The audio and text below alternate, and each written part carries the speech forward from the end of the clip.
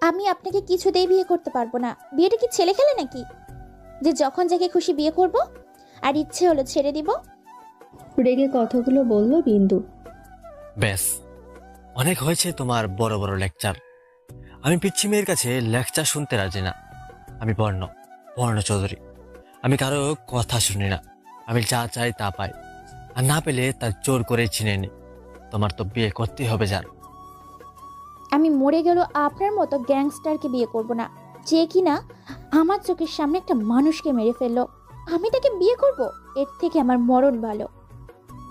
Sweater, বেশি কথা না বলে এই পেপারে সাইন করে দাও। আর যদি না করো তার ব্যবস্থা আমার কাছে আছে। আমি সাইন করব না। আপনি যা ইচ্ছা তাই করতে পারেন। আমি আপনাকে ভালো জানতাম। আপনি আমার বাবার বন্ধুর ছেলে, তাই আমি আপনাকে ভাইয়া বলে ডাকতাম। আর আপনি কি করলেন? আমার বিশ্বাসের এই মূল্য দিলেন? আমি আপনাকে দেখে নেব। ছি! আর জান পরে দেখে নিও, আগে সাইনটা করো। রাতে দেখো, যত খুশি তত। না, সাইন করব না। এই জনি রনি, কামেন। বিন্দুর সামনে তাকিয়ে চমকে যায়, কারণ দুইটা লোক তার বাবার মাথায় গান ধরে চোখ মুখ বাঁধা অবস্থায় নিয়ে এসেছে। ওর বাবা বলছে, তোমরা আমায় কোথায় নিয়ে যাচ্ছ এভাবে? আমার চোখে বাঁধন খুলে দাও। আমি বেলাল জামান, বিশিষ্ট বিজনেসম্যান। একবার শুধু চোখে বাঁধন খুলে দাও, তারপর দেখবো তোমাদেরকে কে বাঁচাবে। আমার গায়ে হাত, কার এত বড় সাহস? জনি রনি, ওনার বাঁধনটা খুলে দাও। Yes sir. শ্বশুরমশাই দেখে নেন, আপনার একমাত্র মেয়ে জামাইকে আমার সাহসের জন্য আমি আপনাকে নিয়ে আসছি। কি চিনতে পেরেছেন? বর্ণ। বর্ণ? তুই আমাকে এইভাবে ধরে এনেছিস? লজ্জা কর না তোর? বাবার বয়সী একজনকে গুন্ডা দিয়ে এইভাবে ধরে এনেছিস? না, লজ্জা করে না। সেদিন আপনার লজ্জা করেনি এইভাবে বড় বড় ডায়লগ দিচ্ছেন? কি চাস তুই? চাই তো অনেক কিছু, কিন্তু এখন শুধু আপনার মেয়ে হলেই চলবে। আপনার মেয়েকে চাই আমি। বিন্দুর বাবা তখন খেয়াল করে বিন্দু চেয়ারে বসে কাঁদছে। মা মরা মেয়ে বিন্দু বাবা থেকে খুব বেশি ভালোবাসে। বাবার জান হচ্ছে বিন্দু। খুব জেদি, যখন যেটা চায় তখন সেটাই দিতে হয়। দেখতে একদম পুতুলের মতন, গায়ের রং ফর্সা, চোখ দুটো মায়ায় ভরা, ঠোঁটের নিচে ছোট্ট একটা তিল রয়েছে, যার জন্য তার সৌন্দর্য আরও বৃদ্ধি করছে। বয়স 17 বছর, ইন্টার সেকেন্ড ইয়ারে পড়ে। সবার চোখের মনি বিন্দু। পাপা, তুমি এসেছো? আমায় এখান থেকে নিয়ে যাও পাপা, ও আমায় মেরে ফেলবে। দেখো না, তোমার বন্ধুর ছেলে আমায় বিয়ে করতে চাচ্ছে। বলে বিন্দু ওর পাপার কাছে যেতে নাই, আর বর্ণ তার হাত টেনে নিজের কাছে নিয়ে আসে। মামুনি, তুমি চিন্তা করো না, আমি তোমায় নিয়ে যাব এখান থেকে। আর তুমি কী সব বলছো? ও আমার বন্ধুর ছেলে না। কিন্তু এই গ্যাংস্টারটা তো তাই বলছে আমায় পাপা। বর্ণ, আমার মেয়েকে ছেড়ে দাও। ও যদি কিছু হয় আমি কিন্তু তোকে ছেড়ে দেব না। আমি বুঝতে পারছি এইসব কিছু তোর সাজানো। ভালোই ভালো বলছি, ছেড়ে দে।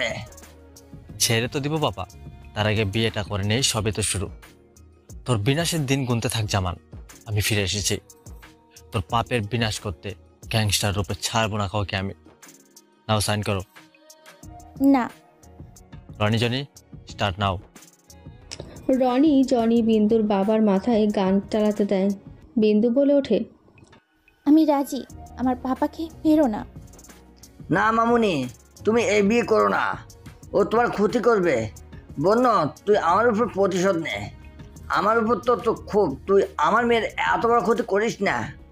ওকে ছেড়ে দাও, এখনো ও ছোট আছে। নো নো, আমি এত বড় কাঁচা খেলোয়াড় না। তো দুর্বলতা হচ্ছে তোর মেয়ে, সো তোর মেয়েকে আমি চাই। নাও সাইন করো। ভাইয়া প্লিজ আমাদের ছেড়ে দিন। বিন্দু কেঁদে কেঁদে বলে কথাটা। ওর মুখ থেকে ভাইয়া শুনে বর্ণ আরও রেগে যায়। এই মেয়ে, আমি তোমার কোন জন্মের ভাই লাগি? আর এইভাবে বানানোর মতো লাভ হচ্ছে কেন? আপনি আমার এই জন্মের ভাই লাগেন। কে জানে, ওই জন্মে হয়তো আপনি বানর ছিলেন। আমি আপনার কলা খেয়ে ফেলেছিলাম বলে আপনি প্রতিশোধ নেওয়ার জন্য এই জন্মে মানুষ হয়ে আমায় বিয়ে করেছেন। আমি আবার ব্যানানা খেতে বেশি লাইক করি। আমি আপনাকে অনেকগুলো দিব। বানর ভাই, আপনি আমায় ছেড়ে দিন। বিন্দু কেঁদে কেঁদে বলে। বর্ণ ওর কথা শুনে হাসবে না কাঁদবে বুঝতে পারছে না। এত বোকা বোকা কথা যে ও বলে তা জানা ছিল না। ও অনেক কষ্টে হাসিটা চেপে রেখে পেপার এগিয়ে দেয় সাইন করার জন্য। বিন্দু বাচ্চাদের মতো কাঁদছে আর ওর বাবার দিকে তাকাচ্ছে। কোনো মেয়ে চায় না যে তার বাবা মা তার জন্য জীবন দিক, তেমন বিন্দুও চায় না তার বাবার কোনো ক্ষতি হোক তার জন্য। ও কিচ্ছু একটা ভেবে সাইন করে দিল। বর্ণ আগেই সাইনটি করেছে, তাই বিয়েটাও হয়ে গেল। কাজী সাহেব বিয়ে পড়ানো শুরু করে। দুজনেই 3 বার কবুল বলে বিয়েটা স্বীকার করে। বিন্দু কেঁদে কেঁদে ওর পাপার কাছে গিয়ে জড়িয়ে ধরে। মামুনি, আমি কিছু করতে পারলাম না তোমার জন্য। আমার সামনে ও তোমার বিয়ে করলো জোর করে। আমি বেঁচে থেকে কি করলাম? আমার মেয়ের সর্বনাশ আমার দেখতে হলো। কেন বেঁচে আছি আমি? বর্ণ বলে ওঠে, নিজের সর্বনাশ দেখার জন্য শ্বশুরমশাই। আজ থেকে শুরু, আপনার কাছ থেকে একে একে সব কেড়ে নেবো আমি। বিন্দুর হাত ধরে বলে, চলো। না, আমি কোথাও যাব না, আমি আমার পাপাকে ছেড়ে। এই মেয়ে, আমার সাথে চলো। আজ থেকে আমি যা বলবো তুমি তাই শুনবে। আজ থেকে আমি তোমার স্বামী, তুমি মিসেস বর্ণ চৌধুরী। চলো আমার সাথে। মামুনি, তুমি যাও, আমি তোমায় আমার কাছে নিয়ে আসবো। চিন্তা করো না, একদিন সহ্য করো। জনি রনি, ওনাকে সসম্মানে বাসায় দিয়ে এসো। Yes sir. যান, চলো আমার সাথে। বলে বর্ণ বিন্দুকে কোলে নিয়ে গাড়িতে বসিয়ে স্টার্ট করে। গাড়ি যায় চৌধুরী নিবাসী। বিন্দুকে কোলে করে গাড়ি থেকে নামিয়ে সামনের দিকে হাঁটতে শুরু করে বর্ণ। বিন্দু দেখছে কত সুন্দর মনে হচ্ছে ফুলের বাগান। অনেকগুলো ফুল, চারিদিকে ফুলের গন্ধে মো মো করছে। মাঝে একটি দোলনাও আছে, পাশে রয়েছে ঝর্ণা। সব মিলিয়ে খুব ভালো লাগছে বিন্দুর। ও ভুলে গেছে ও বর্ণের কোলে আছে। বর্ণ বিন্দুকে নিয়ে বাড়ির মেন গেটে পা রাখে। মণিমা, মেয়েটিকে বর্ণ কাউকে কৈফিয়ত দেয় না। চুপ বেয়াদব, কিছু বলি না বলি এই না যে তুমি মাথায় চড়ে বসবে। আগে জানতাম তুমি গুন্ডামি করলেও মেয়েদের সম্মান দিতে জানো, কিন্তু না, আমি ভুল। কোথা থেকে কোন মেয়েকে জোর করে নিয়ে এসেছ? ব্যাস, তোমার কথা বলা শেষ? না, তুমি এখনই মেয়েটাকে সসম্মানে বাড়িতে দিয়ে এসো। ভুলে যেও না, আমি আনোয়ারা চৌধুরী এখনও বেঁচে আছি। আমি বেঁচে থাকতে আমার ছেলে করে যাওয়া শখের বাড়িতে এইসব গুন্ডামি তো করতে দিব না। গুন্ডামি যদি করতে হয় তাহলে বাইরে যেয়ে করো, এই বাড়িতে না। বিন্দু এইসব শুনে চোখ অফ করে আছে। পাশের সবাই নীরব দর্শকের মতো দেখছে, কারণ এখানে যে দুইজন কথা বলছে তাদের দেখে এই ব্যাপারে সবাই ভয় করে। মণিমা, এই ভদ্রমহিলাটি হচ্ছে বর্ণের দাদি। এই বাড়ির সব কিছু, তার কথা মতো সবাই চলে, শুধু বর্ণ ছাড়া। মণিমা, আমি কোনো মেয়েকে তুলে নিয়ে আসিনি। ও হচ্ছে এই বাড়ির বউ, তোমার নাত বউ। বরং করে ঘরে নেওয়ার ব্যবস্থা করো, ডাক সবাইকে। বর্ণ বউকে নিয়ে এসেছি তো। মণিমা সহ উপস্থিত সবাই বড় বড় শখ খায়, কারণ সবাই জানে বর্ণ চৌধুরীর মেয়ের প্রতি কোনো ইন্টারেস্ট নেই। হঠাৎ আজকে একটা মেয়ে কোলে করে নিয়ে এসে বলছে ওর বউ, এটিকেও বিশ্বাস করতে পারছে না। এই বাড়ির বউ মানে রাস্তা থেকে যাকে তাকে তুলে নিয়ে এসে বলবে এই বাড়ির বউ? বরণ করে ঘরে তোলো, তা তো হবে না। যেখান থেকে ওই মেয়েকে নিয়ে এসেছিস আবার সেখানেই রেখে আয়। আমি যাকে তাকে বাড়ির বউ করে নিয়ে আসিনি মণিমা। আমি বেলাল জামানের মেয়ে বিন্দু জামানকে বিয়ে করে নিয়ে এসেছি। একে তুমি বরণ করে ঘরে নিবা না নিবা না তা তোমার ব্যাপার, আমার না। আমি প্রতিশোধ চাই, কঠিন প্রতিশোধ। বলে বিন্দুকে ওপরে নিজের রুমে নিয়ে যায় বর্ণ। এদিকে আনোয়ারা চৌধুরী ভাবছে, বর্ণ এই মেয়েকে বিয়ে করেছে প্রতিশোধ নিতে, কিন্তু বিন্দুর তো এতে কোনো দোষ নেই। তাহলে ওকে শাস্তি দেওয়া ঠিক হবে না। দেখি যদি বর্ণকে বোঝাতে পারি মেয়েটাকে ছেড়ে দিতে। এদিকে বর্ণ বিন্দুকে রুমে নিয়ে এসে খুব জোরে বেডে ফেলে দেয়। একটা মানুষের ওপর সবচেয়ে বেশি ঘৃণা করলে তাকে এইভাবে ছুঁড়ে ফেলে দেওয়া যায়। আউচ! এইভাবে কেউ ফেলে দেয়? ও মা গো, আমার হাড়গোড় সব গেল গো। রাক্ষস উগান্ডা চলস্তি লাগে না আমার? লাগবে চান, আর বেশি করে লাগবে। সবই তো শুরু। নিজেকে তৈরি করে নেওয়া আমার প্রতিশোধের আগুনে সহ্য করার জন্য। আমি নিজে যে আগুনে জ্বলছি, তোমাকেও সেই আগুনে জ্বলতে হবে। I promise. বিন্দু বুঝতে পারছে না বর্ণ কিসের প্রতিশোধের কথা বলছে। ও তো কিছু করেনি, তাহলে এমন করছে কেন বর্ণ? বিন্দু বর্ণকে চেনে 3 মাস যাবৎ। প্রথমে বর্ণ বিন্দুকে তার বাবার ফ্রেন্ডের ছেলে বলে পরিচয় দেয়, বাট বিন্দু বিশ্বাস করে না। পরে আস্তে আস্তে বর্ণ ওদের ফ্যামিলির সব কথা বলে। বর্ণের বাবার সাথে বিন্দুর বাবার ছবি দেখায়, আর কিছু ফ্যামিলি ছবি দেখায়। সেই ছবিগুলোতে দুই ফ্যামিলির সবাই আছে। তারপর থেকে বিন্দু বর্ণের সাথে মাঝে মাঝে কথা বলতো, কিন্তু সেভাবে না। আজ বিন্দু কলেজ ছুটির পরে বাইরে এসে গাড়িতে উঠতে যাবে, আর তখনই বর্ণ তাকে জোর করে তুলে নিয়ে আসে। তার পরের ঘটনাগুলো তো আপনারা জানেন। বর্ণ বিন্দুর খুব কাছে চলে আসে। বিন্দু রেগে গিয়ে বর্ণের শার্টের কলার ধরে বলে, তুই গুন্ডা হতে পারিস, কিন্তু আমার সাথে দেখাতে আসবি না। ভুলে যাস না আমি বিন্দু জামান। আমিও দেখে নিব তুই কি করতে পারিস। আর সাবধান করছিস, আমারও ছোঁয়ার চেষ্টাও করবি না, তাহলে ভালো হবে না। আর তুই কিসের প্রতিশোধের কথা বলছিস? হ্যাঁ, আমি তোর কোন চর্মের পাখাধানে মই দিচ্ছি? রাগ করলে বিন্দুর মাথা ঠিক থাকে না, তাই সে রাগের মাথায় কথাগুলো বলে দেয়। আমার কলার ছাড়ো। বর্ণ চৌধুরীর কলার ধরা এত বড় সাহস তোমার? মুখে তোতা পাখির মতো কথা ফুটেছে, তাই না? কথা থাকবে না। আর কি যেন বলছিলে, কিসের প্রতিশোধ, কোন জন্মের প্রতিশোধ? পরে বুঝতে পারবে। আর তোমার ছোঁয়া যাবে না বলছো তো। রেডি থাকো আজকে রাতের জন্য। বর্ণ কথাগুলো বলে ওয়াশরুমে চলে যায়। আর বিন্দু এদিকে কাঁদছে আর বলছে তার সাথে এমন কেন হলো, তার কি অপরাধ? কোন অপরাধে বর্ণের মতো একজনকে তার স্বামী হিসেবে পেল তার লাইফে? এদিকে আনোয়ারা চৌধুরী এসেছিল বর্ণকে রাজি করানোর জন্য, যাতে তার অন্ধ জীবন ও প্রতিশোধের সাথে যেন বিন্দুর মতো নিষ্পাপ মেয়েকে না জড়ায়। কিন্তু বিন্দুর আর বর্ণের বলা কথাগুলো সে শুনতে পারে। এই সেই মেয়ে যে বর্ণের মতো গুন্ডা রাগী জেদি ছেলেকে ঠিক করতে পারবে। ও ওর ভালোবাসা দিয়ে বর্ণের প্রতিশোধের আগুন নিভিয়ে দিবে। যদি আমি মেয়েটাকে ভুল না চিনি, মেয়েটাকে যে করি হোক এই বাড়িতে রাখতে হবে বলে নিচে গেল। কুসুম, ভোলা কোথায় তোরা? বাসায় নতুন বউ এসেছে, সেই দিকে কি তোদের খেয়াল আছে? কন মণিমা, কি করতে হইব? আর ভোলা তো বাহিরে গেছে ফুল আনতে। আজ আমগোর ছোট সাহেবের বাসর হইব, সেই জন্য ছোট সাহেব নিজেই দিয়া পাঠাইছে। কুসুম আর ভোলা হলো এই চৌধুরী বাড়ির কাজের মেয়ে ও ছেলে, খুব বিশ্বস্ত তারা। ওহ, তুই বর্ষাকে আমার কাছে ডেকে নিয়ে আয়। আইসা। কিছুক্ষণ পর, মণিমা, আমায় ডেকেছিলে? দিদিমণি এসো আমার কাছে, এই নাও। মণিমা, এগুলো দিয়ে আমি কি করব?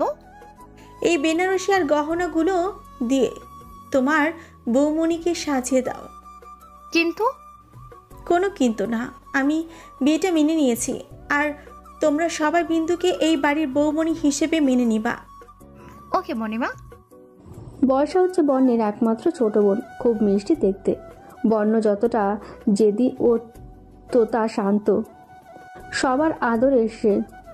বিন্দু বসে থেকে কাঁদছে। বর্ণ ওয়াশরুম থেকে বের হয়ে সজোরে দরজা লাগিয়ে দিয়ে বাইরে যায়। বিন্দু কারো গলার আওয়াজ পেয়ে সেই দিকে তাকায়, দেখে তার মতো বয়সের মিষ্টি একটা মেয়ে। কি, তুমি আমায় চিনতে পারছো না, তাই তো? আমি হচ্ছে রায়বাঘিনী। বিন্দু ওর দিকে জিজ্ঞাসা দৃষ্টিতে তাকিয়ে থাকে। ও সরি, বুঝতে পারছো না তো? আমি তোমার একমাত্র ননদ বর্ষা, বৌমণি। বলে জড়িয়ে ধরে। বিন্দু বর্ষা এইভাবে জড়িয়ে ধরাতে খুব ভালো লাগছে। মনে হচ্ছে ও যেন বিন্দুর আপনজন, অথচ আজ তাকে প্রথম দেখছে।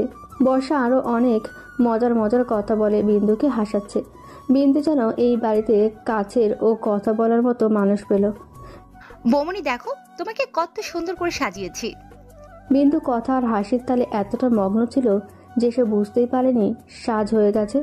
সে আয়নায় নিজেকে দেখে মেরুন কালারের শাড়িতে তাকে অসম্ভব সুন্দর লাগছে। ভারী গয়নাও পরিয়ে দিয়েছে। গয়নাগুলো মনে হচ্ছে আগের হবে, অনেক ভারী, কিন্তু কাজগুলো অনেক সুন্দর। চোখে কাজল, ঠোঁটে লিপস্টিক, কপালে ছোট্ট একটা স্টোনের টিপ, হালকা মেকআপ, সব মিলিয়ে বিন্দুকে পরীর মতো লাগছে। বৌমণি, বলো। আজ ভাইয়া তোমাকে দেখে ফিদা হয়ে যাবে। যা সাজিয়েছে না, নজর না লেগে যায়।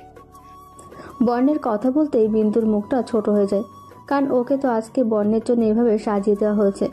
বর্ণ জানোয়ারের মতো তার উপর ঝাঁপিয়ে পড়বে। না, এ হতে দেওয়া যাবে না। আমি কিছুতেই এটা করতেই হবে। কি হলো বৌমণি, কোথায় হারিয়ে গেলা? কই না, না তো কি না? কিছু না। আচ্ছা চলো, তোমায় ভাইয়ার ঘরে দিয়ে আসি। এই কথা শুনে বিন্দুর বুকের ভেতরে দুমড়ে মুচড়ে শেষ হয়ে যাচ্ছে। মানুষ রূপী জানোয়ারের থেকে ও নিজেকে আজ কিভাবে রক্ষা করবে। বর্ষা বিন্দুকে বন্যের রুমে দেওয়া যায়। বিন্দু ঘুরে ঘুরে রুমটা দেখে। অনেক রকমের ফুল ও ছোট ছোট লাইট দিয়ে রুমটা সাজিয়েছে। এতটুকু সময়ের মধ্যে এত কিছু। বিন্দু বেড়ে গিয়ে ফুলের মতো বসে আছে আর ভাবছে সব মেয়ের এই রাতটা নিয়ে কত স্বপ্ন থাকে, যে তার স্বপ্নের রাজকুমারের সাথে এই রাত উপভোগ করবে, কিন্তু তার হলো না। বর্ণ সব শেষ করে দেয়। যাকে ঘৃণা করি তাকে কিভাবে স্বামীর অধিকার দেব? এসব ভাবতে ভাবতে কেউ রুমে এসে দরজা নক করে দেয়। সেটা আর কেউ না, বর্ণ নিজেই। শয়তানি হাসি দিয়ে বর্ণ বিন্দুর দিকে এগোতে থাকে। বিন্দুর হাত পা কাঁপছে। এক্ষুনি যে তাকে ছিঁড়ে খাবে মানুষটি, এই গুন্ডাটার ওপর কোনো বিশ্বাস নেই তার। বর্ণ বিন্দুর খুব কাছে চলে যায়। আমার কাছে আসবেন না, দোহাই আপনার, প্লিজ আমায় ছেড়ে দিন। এই কখন ডেকেছে, কথা মাথায় রেখে না? আর এইভাবে না না করছে কেন? ও, তার মানে আমি গ্যাংস্টারটা আমার কাছে আসিনি, আমার মনের ভুল ছিল। ভয় পেয়ে পুরো শরীর আমার ঘেমে গেছে, কিন্তু ওই গুন্ডাটাকে বুঝতে দেওয়া যাবে না আমি ভয় পাচ্ছি। মনের সাহস নেই বিন্দু, মনের সাহস নেই। সুরাপুরে সামনের মানুষটার দিকে তাকায়। বিন্দু তাকিয়ে থাকে তার সামনে একটা সুন্দর হ্যান্ডসাম ছেলে দাঁড়িয়ে আছে। গায়ে মেরুন কালারের শেরওয়ানি পরেছে। ফর্সা হওয়ার জন্য এই কালারে তাকে আরও সুন্দর লাগছে। দেখ, এত লম্বা যে ভালো করে দেখাই যাচ্ছে না। 6 ফিট লম্বা তো হবেই। চুলগুলো স্পাইক করা, সব মিলিয়ে হিরোর মতো দেখতে, যাকে বলে পুরোই ক্রাশ। ও যদি বিন্দুকে জোর করে বিয়ে না করে প্রপোজ করতো তাহলে বিন্দু রাজি হয়ে যেত। এইভাবে ড্যাপ ড্যাপ করে তাকিয়ে আছে কেন আমার দিকে? এমনভাবে তাকিয়ে আছো মনে হয় এখনই খেয়ে ফেলবে। আমার বুঝে লজ্জা করে না? বর্ণের কথায় বিন্দুর ঘোর কাটল। বিন্দু ঘৃণার চোখে বর্ণের দিকে তাকায়। আপনার আবার লজ্জাও করে মিস্টার বর্ণ চৌধুরী? আপনার মতো গুন্ডার তো লজ্জা করার কথা না। কই, যখন আমায় তুলে নিয়ে এসে ব্ল্যাকমেল করে আমায় বিয়ে করলেন, তখন কোথায় ছিল আপনার সেই লজ্জা? একটা কথা শুনে রাখুন মিস্টার চৌধুরী, এই বিন্দু কাউকে ভয় করে না। আপনি যত বড়ই কিলার, মাস্টার, গুন্ডার, সন্ত্রাসী হন না কেন, আমায় দেখাতে আসবেন না। আমি আপনাকে ঘৃণা করি, ঘৃণা। আপনার ছাওয়াও আমি দেখতে চাই না, আর আপনি আমায় টাচ করার চেষ্টাও করবেন না। কথাগুলো বলে বিন্দুর বসা থেকে শুয়ে পড়ে। বর্ণ এমনিতেই খুব রাগী টাইপের ছেলে। তার মধ্যে বিন্দু আজ ওকে অনেক কথা শুনিয়েছে যা সে নিতে পারেনি। আর বিন্দুর এইভাবে শুয়ে পড়াতে বর্ণের রাগ চরম পর্যায়ে উঠে যায়। বর্ণ এক ঝটকা দিয়ে বিন্দুকে বেড থেকে তুলে ফ্লোরে দাঁড় করায়। বিন্দু চমকে যায় বর্ণ এইভাবে তাকে তুলিয়ে আনাতে। কি হলো, এইভাবে আমায় দাঁড় করালেন কেন? এত বড় মেয়ে হয়েছে, আদব কায়দা শেখেনি। মানে আমি কি বলতে চাচ্ছেন? আজ তো তোমার আর আমার ফুলচর্চা। আর স্বামী রুমে আসলে যে পায়ে হাত দিয়ে সালাম করতে হয়, এটুকু জানো না? সালাম করবো আমি, তাও আবার আপনাকে? How funny. করতে তো তোমাকে হবেই জান। কখনোই না, আপনার মতো নিচু লোকের সামনে সালাম যোগ্য না। বর্ণ রেগে গিয়ে ড্রয়ারে রাখা গানটা বের করে বিন্দুর মাথা টার্গেট করে। বিন্দু ভয় পেয়ে যায়। ওর জানা ছিল না যে বাসরাতে কোনো স্বামী তার বউকে সালাম না করার জন্য এইভাবে গান বের করে মেরে ফেলে দেওয়ার ভয় দেখায়। অবশ্য এই গুন্ডার কাছে অসম্ভব বলে কিছুই নেই, বলা তো যায় না। মেয়েরা যদি ফেলে দেয় তাহলে তো আর কেউ জানতেই পারবে না। আর না, এখানে সবাই গুন্ডাটার বাড়ির লোক আছে। সো সালামটা করি, পরে যা হবে দেখে নিব। কি হলো, এবার তো করবে? গানটি হাতে নাড়াচাড়া করতে করতে বলছে, হ্যাঁ করছি। বলে সে বর্ণের পা ধরে সালাম করে। আর ওর চোখ দিয়ে পানি পড়ে, কারণ সে এমন একজনকে সালাম করছে যে কিনা শুধু ঘৃণার যোগ্য। বর্ণ বিন্দুকে ফ্লোর থেকে তুলে সামনে দাঁড় করায়। চোখের পানি তো আজ থেকে পড়তে শুরু, সুইটার।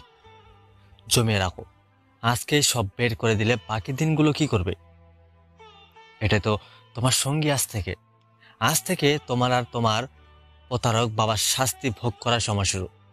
কাউকে ছাড়বো না আমি, তোমার বাবাকেও ছাড়বো না। বিন্দু অযথায় কাঁদছে। ও বর্ণের কথা কিছুই বুঝতে পারছে না। কিভাবে এবার বুঝবে? বর্ণ তো শুধু প্রতিশোধের কথাই বলছে, কারণটা তো বলছে না। আর বিন্দুকে এইভাবে কেউ কথা শোনায়নি।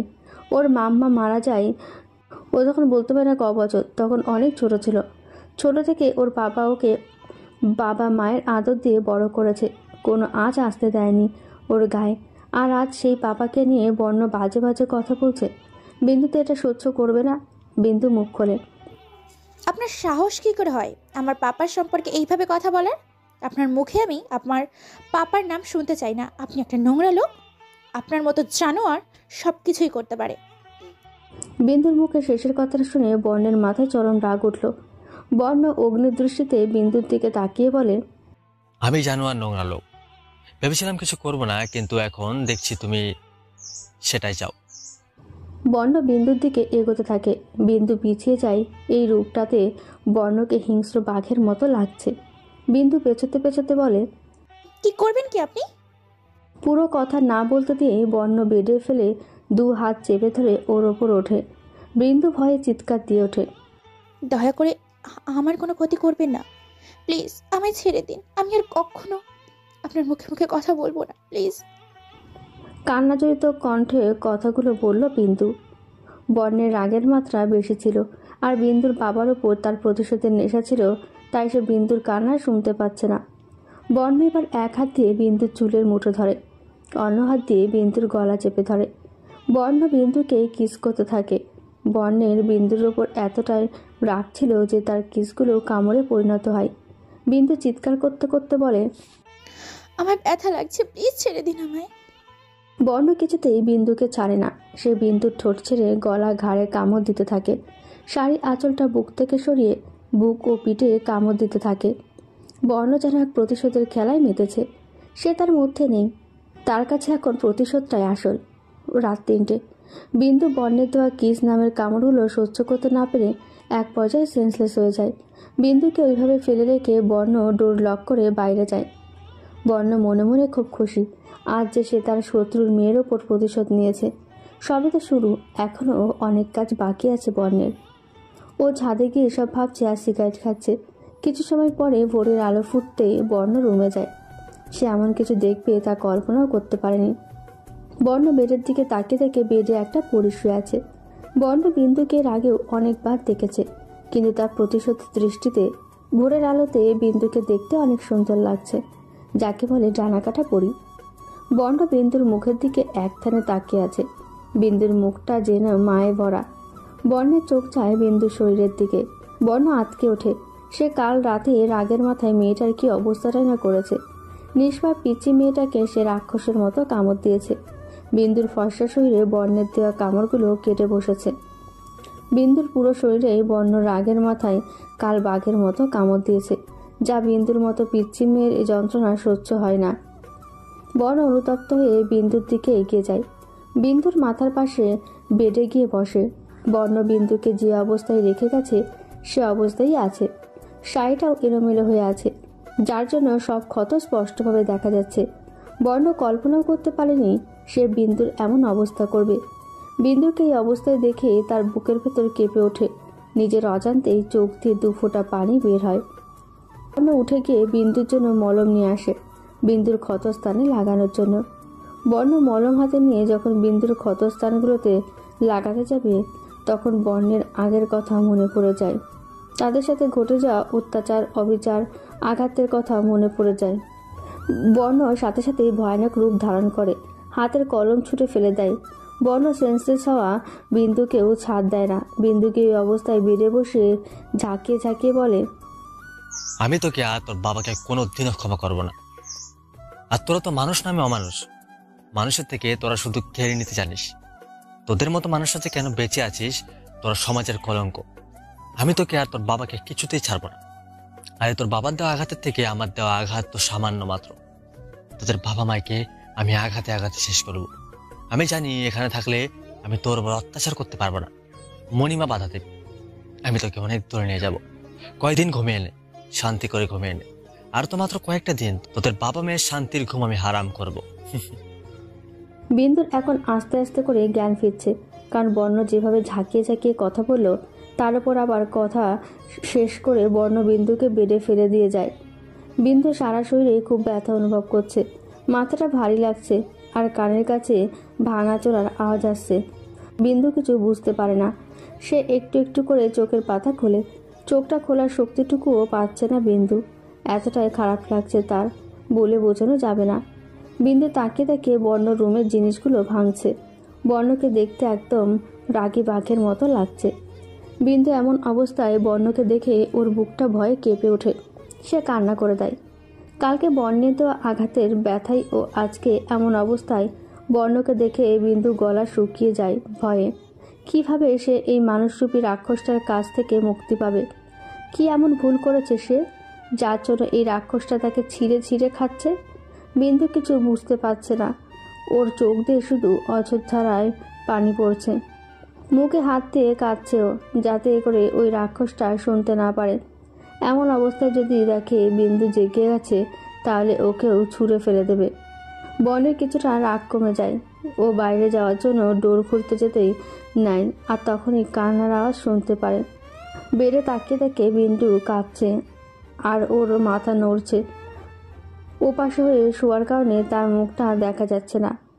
বর্ণ শয়তানি হাসি দিয়ে বিন্দুর দিকে এগিয়ে যায়। বিন্দু বুঝতে পারেনি, বুঝবেই বা কী করে। ও তো অন্যদিকে মুখ দিয়ে কাঁদছে, কিন্তু তাও বর্ণের চোখ এড়াতে পারেনি। বর্ণ বিন্দুর কানের কাছে গিয়ে জোরে চিৎকার দেয়। আচমকায় এমন চিৎকারে বিন্দু খুব ভয় পেয়ে যায়। বিন্দু পেছনে ফিরে বর্ণকে দেখে জোরে জোরে কেঁদে দেয়। বিন্দুর এইভাবে কাঁদা ও ভয় পাওয়া দেখে বর্ণ জোরে শব্দ করে হেসে দেয়। বিন্দুর কষ্ট পাওয়াতে ওর থেকে বেশি সুখী ব্যক্তি মনে হয় কেউ নেই। বর্ণ হাসি থামিয়ে বিন্দুকে এক ঝাপটায় বেডের থেকে তুলে এমন আচমকাভাবেই এভাবে তোলাতে বিন্দু খুব ভয় পেয়ে চোখ বন্ধ করে নেয়। বিন্দু দাঁড়াতে পারছে না ব্যথায়, ওর পুরো শরীর ব্যথা করছে। ও ফ্লোরে ধপ করে পড়ে যায়। বর্ণ বিন্দুর দিকে তাকিয়ে আছে। বিন্দুর ওঠার কোনো শক্তিটুকুও হারিয়ে ফেলেছে। বর্ণকে বিন্দুর পাশে ফ্লোরে বসে বিন্দুর ঘৃণার চোখে বর্ণের দিকে তাকায়। বর্ণ বলতে শুরু করে, কি জান, খুব কষ্ট হচ্ছে তাই না? কোথায় গেল তোমার বড় বড় লেকচার? শুধু একটু কামড়, সরি, কিস দিয়েছে, তাতে এমন অবস্থা।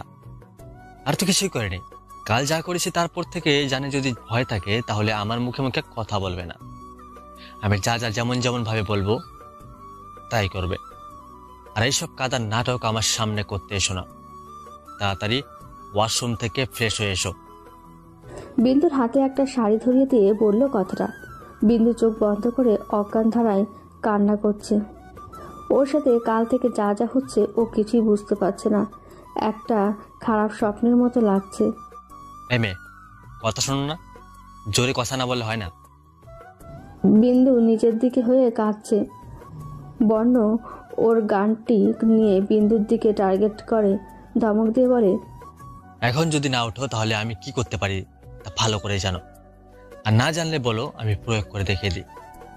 বিন্দু ভয় পেয়ে ধীরে ধীরে উঠে ওয়াশরুমে যায়। শাওয়ার ছেড়ে দিয়ে কাঁদতে থাকে। বিন্দু কেন বর্ণ তার সাথে এমন করছে? বর্ণকে দেখে তো গ্যাংস্টার মনে হয় না। ও কেন এই পথ বেছে নেয়? কেন তাকে এসব করছে? বিন্দু জোরে জোরে চিৎকার করে কাঁদছে আর নিজের শরীর বারবার ওয়াশ করছে। বিশেষ করে বর্ণ যে জায়গাগুলোতে কামড় দিয়েছে, শরীরের পানি পড়াতে বর্ণের কামড় ও অত্যাচারের দাগগুলো স্পষ্ট হয়ে গেছে। বিন্দুকে তার বাবা কখনো কোনো কষ্ট দেয়নি। তাকে কেউ কখনো একটা থাপ্পড় অব্দি মারেনি। আর আজ তাকে কত কষ্ট সহ্য করতে হচ্ছে। বিন্দু কেঁদে বলে, পাপা, আমি এই কষ্ট থেকে মুক্তি চাই পাপা। আমি আর এই গ্যাংস্টারটাকে সহ্য করতে পারছি না। তুমি আমায় নিয়ে যাও বাবা, আমি যে মরে যাব। চিৎকার করে করে বলছে। ওয়াশরুমে কেউ জোরে জোরে নক করে বিন্দু ভয় পেয়ে যায়। নক করার শব্দ ক্রমশ বাড়তে থাকে। মনে হচ্ছে এখন ডোরটা ভেঙে যাবে। বিন্দু কী করবে বুঝতে পারছে না। এ যে বর্ণের কাজ তা ভালো করেই জানে সে। একসময় শব্দটা কম হয়, বিন্দু হাল ছেড়ে বাঁচে, কিন্তু এটা আর বেশিক্ষণ স্থায়ী হলো না। আবার নক করে। এবার বিন্দু খুব রেগে যায়। কে? ওপাশে থেকে কেউ সাড়া দেয় না, বাট নক করার আওয়াজটা আরও জোরে হয়। বিন্দু এক পর্যায়ে বিরক্ত হয়ে তাড়াতাড়ি শাওয়ার নেয়। কিন্তু সমস্যা হলো ও তো শাড়ি পরতে পারে না। কোনোদিন তো ও এই সব শাড়ি পরেও নি, তো কি করবে এখন? বিন্দু শাড়ি হাতে নিয়ে ভাবছে। ঠিক তখন আবার কেউ নক করতে থাকে। বিন্দু আর না ভেবে শাড়িটা কোনো মতে শরীরের সাথে পেঁচিয়ে নেয়। ও রেগে যায়, মনে মনে বলে, আজ বের হয়ে গুন্ডা থেকে দিব, অনেক সহ্য করেছি আর না। বিন্দু চুলগুলো মুছতে মুছতে ওয়াশরুম থেকে বের হয় আর বলে, কি হয়েছে আপনার? আমাকে কি শান্তি করে শাওয়ারটাও নিতে দিবেন না নাকি? তো নক করা লাগে কেন? সারা রাত আমায় কষ্ট দিয়ে শান্তি হয়নি আপনার? সকাল থেকে আবার শুরু করলেন। এক নাগারে কথাগুলো বলে বিন্দুর সামনে তাকিয়ে দেখে বর্ণ ওর দিকে তাকিয়ে হাসছে, আর বর্ণের পাশে বর্ষাও দাঁড়িয়ে আছে। বর্ষাও হাসছে মুখ টিপে টিপে। বিন্দু বর্ষাকে দেখে চমকে যায়। কস ও কথাগুলো বর্ণকে বলেছে, কিন্তু বর্ষা কখন এলো? বিন্দু লজ্জায় নিচের দিকে তাকিয়ে আছে। আর যাই হোক, সবাই তো জানে বর্ণ ওর স্বামী, রুমে বাজে কথা বাজে ব্যবহার করে, কিন্তু কেউ তো তা জানে না। এখন বর্ষার সামনে বর্ণকে এইভাবে কথা বলা ঠিক হয়নি, তা ভেবে বর্ষার একটু অস্বস্তি লাগছে। থাকবো মনি, আর লজ্জা পেতে হবে না। আসলে অনেকক্ষণ যাবত। থাক, আর বলতে হবে না। আর কি যেন বললে তখন? কে তোমায় সারা রাত কষ্ট দিচ্ছে? যেমন ভাই ঠিক তার তেমন বোন, শুধু কেমন করে অন্যকে হেনস্থা করবে তা নিয়েই থাকে। এখন কি বলবো? তোর না শুনলেও চলবে। দা ছাড় না, লাগছে তো। আর আমি তোকে বলিনি, বৌমনিকে বলেছি। আর সেই বউটা যে আমার। আইসে বউ সুহাগী, এত যখন দরদ, তাহলে আমার এত সুন্দর গোলুমলু বৌমনিকে কষ্ট দিলি কেন? এই, তুই যাবে এখান থেকে? যা বাবা, আমি কি করলাম তুমি বলো বৌমনি? এদের এই ভাই বোনের লজ্জা বলতে কিছুই নেই। এত বড় হয়ে গেছে তাও ঝগড়া এমনভাবে করে, দেখে মনে হয় 5 বছরের বাচ্চা। কি গো বৌমনি, কোথায় হারিয়ে গেলে? হুম। এই 1 মিনিট। এ কি বৌমনি, আমি তো কথা বলতে বলতে তোমায় এতক্ষণ খেয়ালই করিনি যে তুমি কি পরেছো। এ কি পরেছো? শাড়ি কেউ এভাবে পরে নাকি? দেখে তো মনে হচ্ছে শাড়ি না লুঙ্গি। ওরা দুজনেই আমার শাড়ি পরা নিয়ে হাসাহাসি করছে। আমি কি কখনো শাড়ি পরেছি নাকি যেভাবে হাসবে? মনে হচ্ছে 2 ভাই বোনকে মুখের মধ্যে ঝালমরিচ গুঁড়ো দিই। আমায় নিয়ে হাসাহাসি করা আমি সব সুদে আসলে উসুল করে নিব মনে মনে। আরে বর্ষা, তোর বৌমনি মনে হচ্ছে শাড়ি দিয়ে লুঙ্গি পরার প্র্যাকটিস করছে। কি গো বলো? এত বড় অপমান! আর এমনভাবে কথা বলছে আমার সাথে, মনে হয় কতই না ভালোবাসে আমায়। কি গো? হ্যাঁ গো। থাক, কিছু আর বলি না, চুপ থাকাই ভালো। হেসে না হয়। তোমরা আমার তো চিনোনি, আমার নামও বিন্দু, সবাইকে দেখে নিব। আগে পাপা এসে আমাকে নিয়ে যাক। দা, তুই আর বৌমনিকে লজ্জা দিস না। আমি বরং তোমায় সুন্দর করে শাড়ি পরিয়ে দেই। বৌমনি, এই, তুই কেন ওকে শাড়ি পরিয়ে দিবি? কেন পরাবো না? আমি কিছু দেখিনি। ওকে কিছু পরাতে হবে না তোর। না, অনেক হয়েছে। বর্ষা তো ভালোই বলেছে, আর গুন্ডাটাকে বলছে কিছু পড়াতে হবে না। আমার খুব রাগ লাগছে ওর কথা শুনে। কেন পড়াতে হবে না? ও তো পড়ে নিতে চাইছে। আপনার সমস্যা কি? আর কিছুই পড়ে নিতে নিষেধ করছে কেন? তবে কি আমি জন্মদিনের ড্রেস পরে বাইরে যাব? মানে বুঝলাম না। যখন জন্ম নিয়েছি তখন তো কোনো ড্রেসই পরা ছিল না, তাই বলেছি জন্মদিনের ড্রেস। এই যা, আমি রাগের মাথায় কি বলে ফেললাম। এখন কি হবে? যেভাবে তাকিয়ে আছে আমার দিকে মনে হচ্ছে খেয়ে ফেলবে। বর্ষা আর কোনো কথা না বাড়িয়ে চলে গেল। ওর কথা শুনে হাসবো না কাঁদবো বুঝতে পারছি না, বাট ওর সামনে হাসা যাবে না। এদিকে এসো। আমায় বলছেন? এই রুমে কি তুমি ছাড়া অন্য কেউ আছে? সবসময় শুধু ধমক দেন কেন রে? জন্মের পর কি মুখে মধু বলতে কি নিম পাতা দিয়েছে? কি হতো ভাবো? তা তখন কি যেন বললে?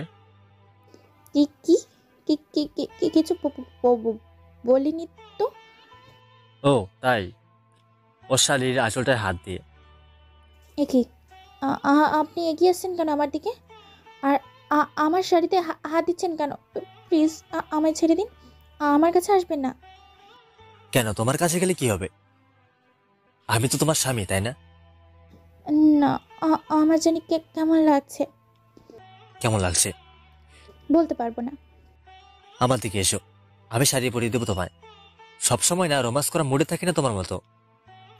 ওর ধমক খেয়ে চোখ খুলে তাকালাম। তাকিয়ে দেখি আমার শাড়ি পরা হয়ে গেছে। অনেক সুন্দর করে শাড়ি পরিয়ে দিতে পারে গো গ্যাংস্টারটা, বাট ওনার ছোঁয়াগুলো আমার কেমন জানি পাগল করে দিয়েছিল। উনি আমার ঠোঁটের দিকে তাকিয়ে আছে। ওর ঠোঁট দুটো আমার নেশার মতো টানছে ওর কাছে। আমি ওর খুব কাছে যে ওর ঠোঁটে ঠোঁট দিব তখনই আমি কিছু দেখিনি। বর্ণ সরে যায়। বিন্দু খুব লজ্জা পেয়ে যায়। বর্ণ বলে, তোর আবার কি হলো? যখন তখন নক না করে এসে পড়িস। এবার আমি একা আসিনি দা, আমার সাথে আরো একজন এসেছে। ওই তো দেখ। তাকে দেখলাম মণিমা এসেছে। যা, মণিমা কিছু দেখিনি তো? আমিও না। কোথায় আমার প্রতিশোধ দিব তা না করে ওর সাথে আমার সব বুঝে নিতে হবে। ওর প্রতি দুর্বল হলে চলবে না। ফ্রেশ হয়ে নিচে এসব কথা আছে তোমাদের সাথে। মণিমা আর বর্ষা চলে যায়। আমি ওনার দিকে তাকালাম। 1 মিনিটের ব্যবধানে ওনার চোখ দিয়ে আগুন বের হচ্ছে। আমার খুব ভয় লাগছে। কিছুক্ষণ আগে এই চোখে ভালোবাসা দেখেছি আমি, আর এখন না।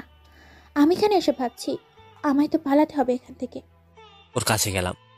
ওর হাত শক্ত করে চেপে ধরে, এখান থেকে পালানোর চেষ্টা ভুলেও করবি না, জানে মেরে দেব। মনে থাকে যেন কথাটা। এসব কথা যেন মণিমা জানতে না পারে। সবার সামনে আমার সাথে ভালোভাবে কথা বলবি। এই দাগগুলো ঠেকে রাখ। যদিও ভুলে কেউ দেখে তাহলে তোর এমন অবস্থা করব 3 মাস পেট থেকে উঠতে পারবে না। মনে থাকে যেন। বিন্দুর চোখ দিয়ে পানি পড়ছে। শব্দ করে কাঁদতেও পাচ্ছে না ও। ওর খুব ভয় পেয়ে আছে। আর পাবে নাই বা কেন? কেউ যদি এইভাবে যখন তখন গান নিয়ে ভয় দেখায় আর এমনভাবে কথা বলে, তাহলে যে কোনো মেয়েই ভয় পাবে। কিন্তু ও কিছুতেই বুঝতে পারছে না ওর সাথে এমন কেন করছে বর্ণ। ওর দোষটা কি? একটু আগে বর্ণের চোখে বিন্দুর প্রতি লুকিয়ে রাখা ভালোবাসা দেখেছে বর্ণ। তাহলে এখন কোনটা ওর আসল রূপ? আমি আর পারছি না। আমি মুক্তি চাই এখান থেকে। পাপ্পা, তুমি কোথায়? এদিকে মণিমা আর বর্ষা ডাইনিংয়ে বসে ওয়েট করছে বর্ণ ও বিন্দুর জন্য। কুসুম ও ভোলা দাঁড়িয়ে আছে। হঠাৎ মেন ডোর দিয়ে কেউ চিৎকার করতে করতে ভেতরে আসে। বর্ণ চৌধুরী, কোথায় তুই? শয়তানে বাচ্চা, আমার বিন্দুকে ফিরিয়ে দে। আমি এসেছি তোর মতো শয়তানের কাছ থেকে আমার মেয়েকে নিয়ে যেতে। বেলু, এসেছিস বাবা? দাঁড়িয়ে বেলাল জামানের কাছে যেতে চায়, পরে নিজেকে সামলে নেয়। না, আমি কি করছি? আমি তো ওদের কখনো ক্ষমা করতে পারবো না। ওর জন্য আমি আমার সব হারিয়েছি। ও আমার বেলু না, ও বেলাল জামান। আমার বেলু তো মরে গেছে সেই দিন যেদিন আমি আমার সব কিছু হারিয়েছি। বেল্লাল জামান চৌধুরী নিবাসে প্রবেশ করে, কিন্তু সে আজ একা আসেনি, কমিশনার সাথে নিয়ে এসেছে তার কলিজার টুকরাকে নিয়ে যেতে। কার এত বড় সাহস চৌধুরী নিবাসে এসে আনোয়ারা চৌধুরীর সামনে উচ্চস্বরে কথা বলে? মণিমা মরে গেছে। সকালবেলা আমার বাসায় এসে এভাবে চিৎকার করছেন কেন? আর কমিশনার যে, আপনি আমার বাড়িতে কি মনে করে? আমি তো আপনার টাকা জনির হাতে পাঠিয়ে দিয়েছি। না মানে ম্যাডাম। বিন্দু ওর বাবার কথা রুম থেকে শুনতে পারে। ও চোখের পানি মুছে নিচে যাওয়ার জন্য পা বাড়ায়, আর বর্ণ বিন্দুর হাত টেনে ধরে। কোথায় যাচ্ছ? হাত ছাড়ুন আমার। এই একদিনে অনেক অত্যাচার করেছেন আপনি। আমার বাবা এসেছে, আমায় এখান থেকে নিয়ে যাবে। আমি আপনায় দেখে নিব, পুলিশে দিব আপনাকে। বিন্দু খুব কাঁদছে। বিন্দুর চোখের পানি দেখে ও কিছুটা নরম হয়, কিন্তু পুরানো সব কথা মনে করে বর্ণ নিজেকে শক্ত করে। ও, তোতা পাখির মতো মুখে দেখেছি কথা ফুটেছে। একটু আগে তো এত কথা মুখে ছিল না। তোমার পাপার সাহস থাকলে তো তোমায় আমার কাছ থেকে নিয়ে যাবে জান পাখি। তুমি আমার কাছে থেকে কোনো দিন সাড়া পাবে না। তোমায় আর তোমার পাপাকে তো আমি তিলে তিলে মারবো, ময়না পাখি। কেন করছেন আমার সাথে এমন? আমি আপনার কি ক্ষতি করেছি?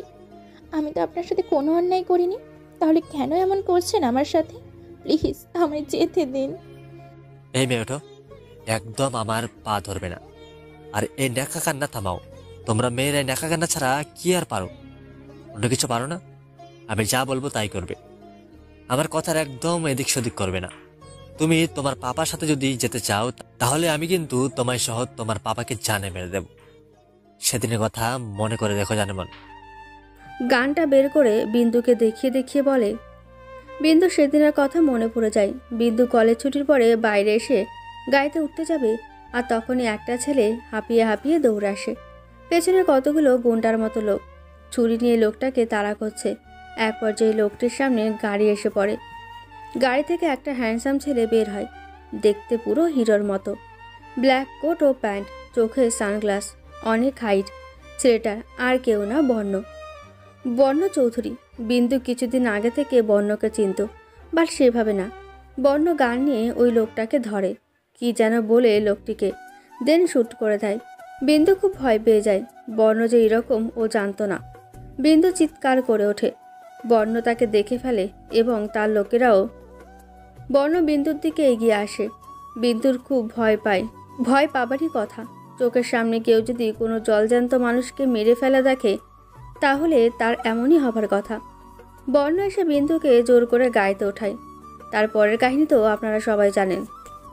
বর্ণের ধমকে বিন্দু বাস্তবে ফেরেন। বিন্দু মাথা নিচু করে ফুপিয়ে ফুপিয়ে কাঁদছে, কি করবে বুঝতে পারছে না।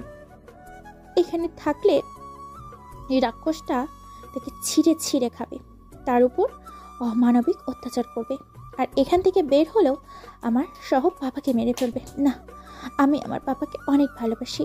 আমার জন্য আমার পাপার কিছু হয়ে যাক, আমি তা চাই না। আমি বড় এখন ওর কথা শুনি, পরে সুযোগ পেলেই আমি পালিয়ে যাব মনে মনে। বর্ণ বিন্দুকে ঝাঁকিয়ে বলে, চলো, যা করার আমাকেই করতে হবে। বর্ণ ওর ফোন বের করে, জনিকে ফোন দেয়। হ্যালো জনি, তুই রনি ও কিছু ছেলেকে নিয়ে আমার বাসার সামনে আয় এখনই। কাজটা আমি ফোনে মেসেজ করে দিচ্ছি। বিন্দুর হাত পা সহ পুরো শরীর কাঁপছে, কাজটা কি ও ভালো করেই জানে। কিন্তু বিন্দু নানা বলে জোরে চিৎকার দিয়ে ওঠে। বিন্দু বলে, আপনি যা বলছেন আমি তাই করব, প্লিজ আমার পাপার কোনো ক্ষতি করবেন না, প্লিজ। বর্ণ বিন্দুকে হাত ধরে টেনে নিয়ে যায়। এদিকে ড্রয়িং রুমে বিন্দুর বাবা চিৎকার করে বলছে, বর্ণ চৌধুরী, তুই কই, বের হ, আমার মেয়েকে ছেড়ে দে, আমি তোকে পুলিশে দেব। জানো, আর তুই আমার মাথায় গান ঠিকই আমার মেয়েকে বিয়ে করিস, আর তুই তো একটা গ্যাংস্টার রে। আমি তোর শাস্তি ব্যবস্থা করে এসেছি, বিতুর মতো লুকিয়ে না থেকে বের হয়ে আয়। এটা ভদ্রলোকের বাড়ি, এখানে আমার সামনে কেউ উচ্চস্বরে কথা বলে না। ও যা করেছে বেশ করেছে, আমিও দেখে নিব আমি থাকতে কি করে আপনার মেয়েকে নিয়ে যান, আর বর্ণ কেই বা কী করে শাস্তি দেন। আর নিচু গলায় কথা বলুন। সি মণিমা, তুমি একটা গ্যাংস্টার পক্ষে কথা বলছো, যে কিনা আমার মেয়েকে তুলে নিয়ে এসে বিয়ে করেছে জোর করে। আমি কারো মণিমা না, আমি আনোয়ারা চৌধুরী। আর ও গ্যাংস্টার হলেও খুনি না, অন্যের বিশ্বাস ভেঙে ফেলে না, কাছের মানুষের ক্ষতি করে না, মানুষকে মৃত্যুর দিকে ঠেলে দেয় না।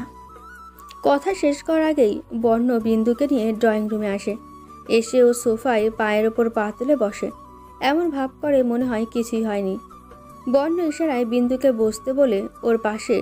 বিন্দু ওর পাপার দিকে একবার তাকিয়ে বর্ণের কথা অনুযায়ী ওর পাশে গিয়ে বসে। কমিশনার, এই সে gangster, what the hell are you?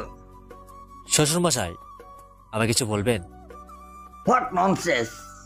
শ্বশুরমশাই, আমি আপনার একমাত্র মেয়ের পর, সো আমি আপনার মেয়ে জামাই, তাই না? কি যা তা বলছিস? তুই আমার মেয়ের জামাই না, তুই আমার মেয়েকে জোর করে বিয়ে করেছিস। আমার মেয়ের তো বিয়ের বয়স হয়নি আইনগতভাবে, তুই একটা নাবালিকা মেয়েকে জোর করে বিয়ে করেছিস। কমিশনার, এই গ্যাংস্টারকে অ্যারেস্ট করুন। কমিশনার চুপচাপ দাঁড়িয়ে আছে। বর্ণ হাসছে। কি হলো কমিশনার, এখন দাঁড়িয়ে আছেন কেন? এই গ্যাংস্টারকে অ্যারেস্ট করুন। কমিশনার কেন আমায় অ্যারেস্ট করবে? আমার অপরাধ কি? আর আমি আপনার মেয়েকে জোর করে বিয়ে করেছি, তার প্রমাণ আছে? শয়তান, তুই আমার মেয়েকে জোর করে বিয়ে করেছিস, আবার বলছিস কি অপরাধ করছিস? তোকে এবার উচিত শিক্ষা দেবো জেলে দিয়ে।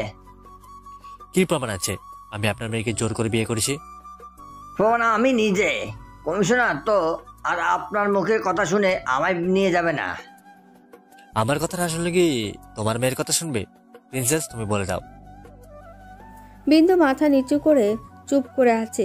ও কি বলবে বুঝতে পারছে না। বাবার কথা অনুযায়ী বললে বর্ণ ওদের সোজা উপরে পাঠিয়ে দেবে। কি হলো জান পাখি, বলো। বিন্দু বর্ণের দিকে তাকিয়ে মাথা নিচু করা অবস্থায় বলে, কেউ আমায় জোর করে বিয়ে করেনি, আমি নিজের ইচ্ছাই ওনাকে বিয়ে করেছি, এটাই সত্যি। ওর কোনো দোষ নেই কমিশনার। কি বলছো মামনি? ও তোমায় না এ হতে পারে? কমিশনার, ও আমার মেয়েকে ভয় দেখিয়ে এইসব বলতে বাধ্য করছে। আপনি আমার কথা বিশ্বাস করুন। মামনি, তুমি সব সত্যি বলে দাও, কোনো ভয় নেই তোমার। আমি আপনার মেয়ের কথা শুনেছি, ওকে কেউ জোর করেনি। সো এই ব্যাপারটা এই অবধি শেষ করেন। আচ্ছা মানলাম, ওকে কেউ জোর করেনি, কিন্তু আমার মেয়ে তো নাবালিকা, ও যা বলবে তা তো হবে না। কমিশনার বর্ণের দিকে তাকালে বর্ণ তাদের রেজিস্ট্রি পেপার দেখায়, যেখানে বিন্দুর বয়স 18 বছর 7 দিন দেওয়া আছে। না, এটা হতে পারে না, এটা মিথ্যা কথা বলেছে। কমিশনার, ওকে অ্যারেস্ট করুন। সরি স্যার, প্রমাণ ছাড়া কিছু করতে পারবো না। বিন্দু ম্যাডামের কথা অনুযায়ী উনি সম্পূর্ণ নির্দোষ। এই তো কমিশনার সাহেব, বুঝেছ, আমার শ্বশুরমশাইকে একটু বুঝিয়ে দেন। বেল্লাল জামান রেগে একাকার হয়। বিন্দু খুব কাঁদছে, ওর ইচ্ছে করছে ওর পাপাকে জড়িয়ে ধরে কাঁদতে, কিন্তু তারও উপায় নেই। Commissioner, sorry madam and sir, আপনাদের এভাবে ডিস্টার্ব করার জন্য। আমি তাহলে আসি এখন। আর মিস জামান সাহেব, এরপর থেকে প্রমাণ ছাড়া কথা বললে আমি আপনাকে গ্রেফতার করতে বাধ্য হব। কমিশনার চলে যায়। তুমি এমন কেন করলে মামনি? ওরা তোমার ভয় দেখিয়েছে, তাই তো? তুমি কোনো ভয় পেও না প্রিন্সেস, আমি তোমার এখান থেকে উদ্ধার করে নিয়ে যাব। বিন্দু কেঁদে ওর বাবাকে জড়িয়ে ধরেছে। ওহ, এইসব ন্যাকা কান্না বন্ধ করুন তো শ্বশুরমশাই। মেয়েকে দয়া করে যান, খুব তাড়াতাড়ি যেন আপনি নাতি নাতনির মুখ দেখতে পারেন। মুখ সামলে কথা বল শয়তান, সেদিন কখনোই আসবে না। অনেক হয়েছে আর না, আমার বাড়িতে এসব চলবে না। বর্ণ, এখানেই অফ করো। আর বেলাল, জামান, আপনি এখন আসতে পারেন। আজ আমি যাচ্ছি, কিন্তু আমি এর শেষ দেখে ছাড়বো। আমি আমার মেয়েকে নিয়ে যাবই। শ্বশুরমশাই, সবে তো শুরু, সব হিসাব নিব আমি, কাউকে ছাড়বো না। আপনার মেয়েকে তো নাই, কজ ও হচ্ছে বেলাল জামানের উইক পয়েন্ট। আরও তো এখন আমার বিয়ে করাবো। বেল্লাল জামান চলে যায়। সবাই ডাইনিং টেবিলে বসো, আর এই ব্যাপারে বাসায় যেন আর কোনো কথা না হয়। বর্ষা, বর্ণ, বৌমণি চোখের ইশারা দিয়ে। সবাই বসে, কিন্তু বিন্দু ফুপিয়ে ফুপিয়ে কেঁদে দৌড়ে তাদের রুমে যায়। বর্ণ রেগে লাল হয়ে উঠতে নাই, কিন্তু মণিমা বর্ণের হাত ধরে বসিয়ে দেয়।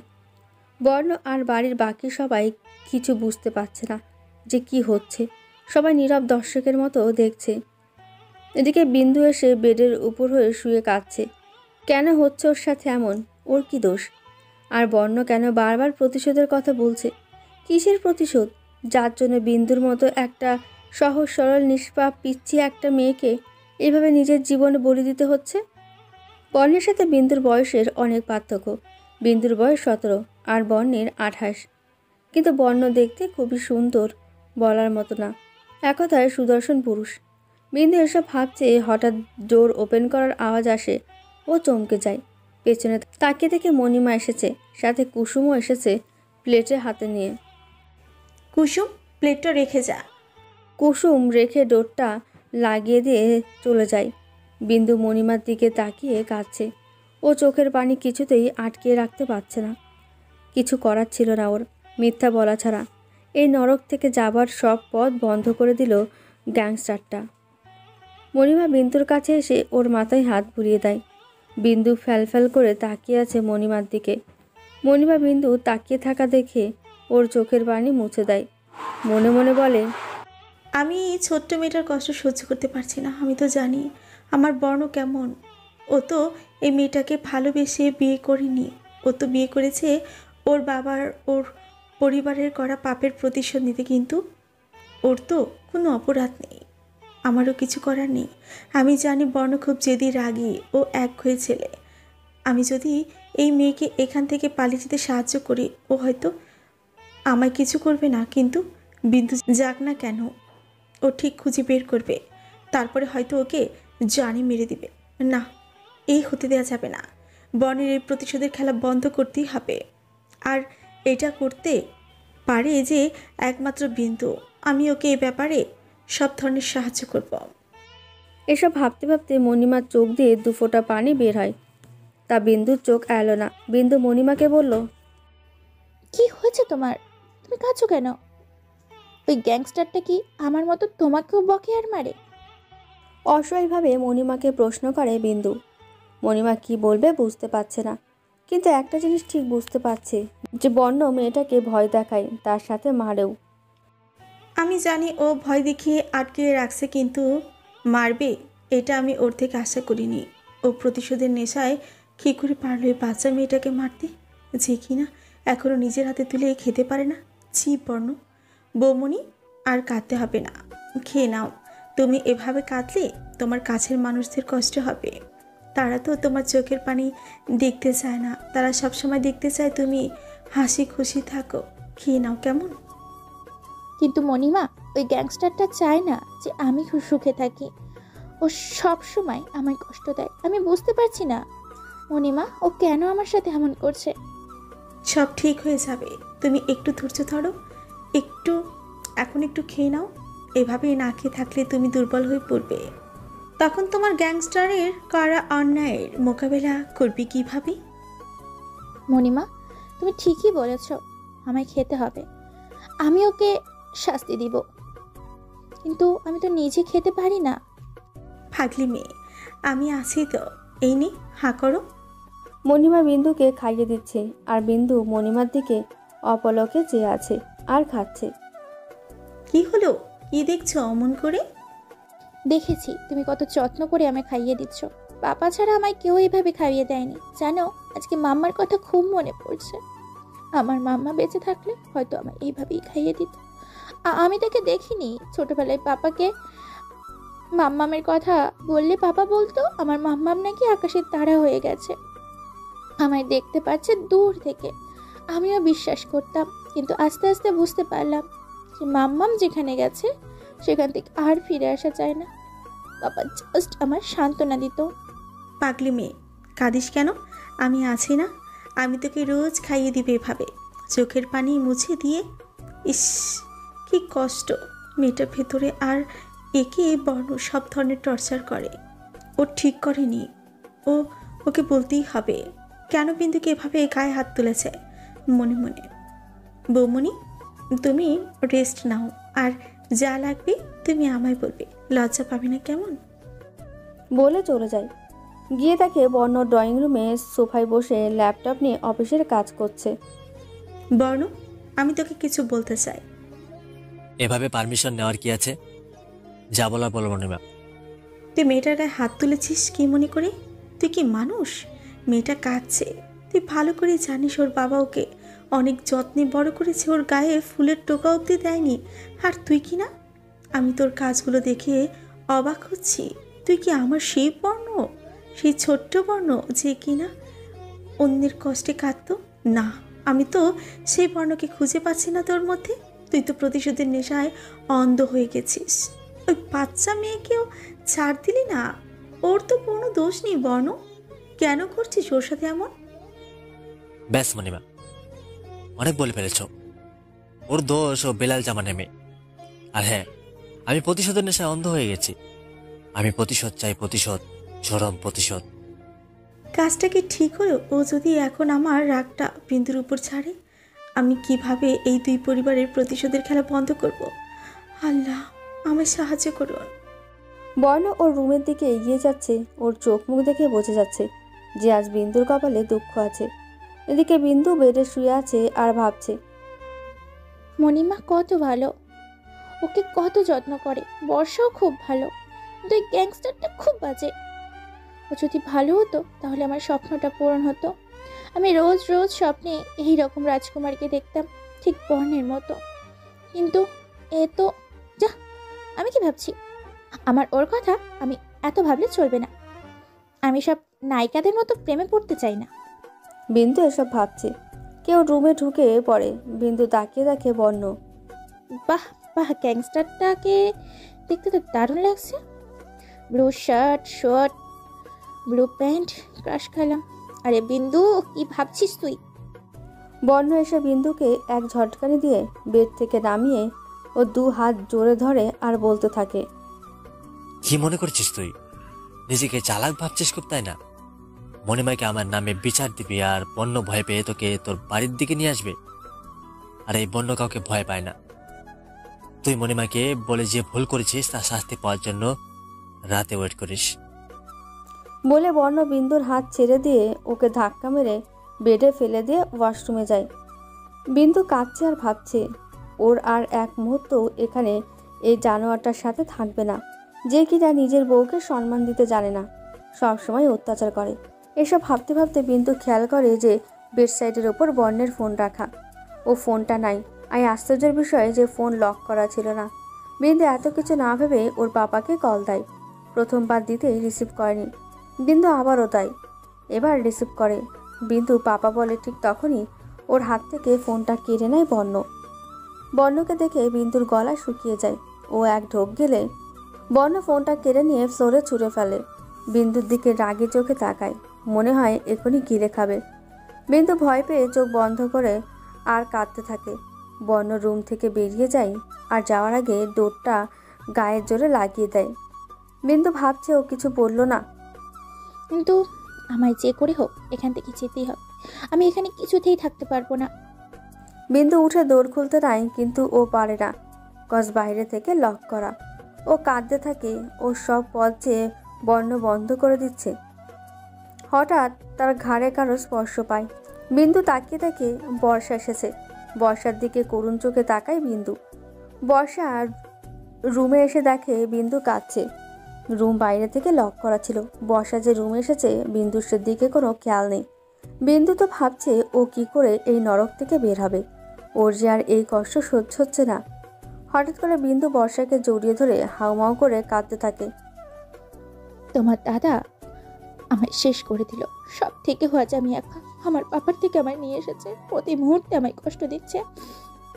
আমার কি অপরাধ তুমিই বলো? কোন পাপের শাস্তি আমি পাচ্ছি? আর পাচ্ছি না আমি আর সহ্য করতে।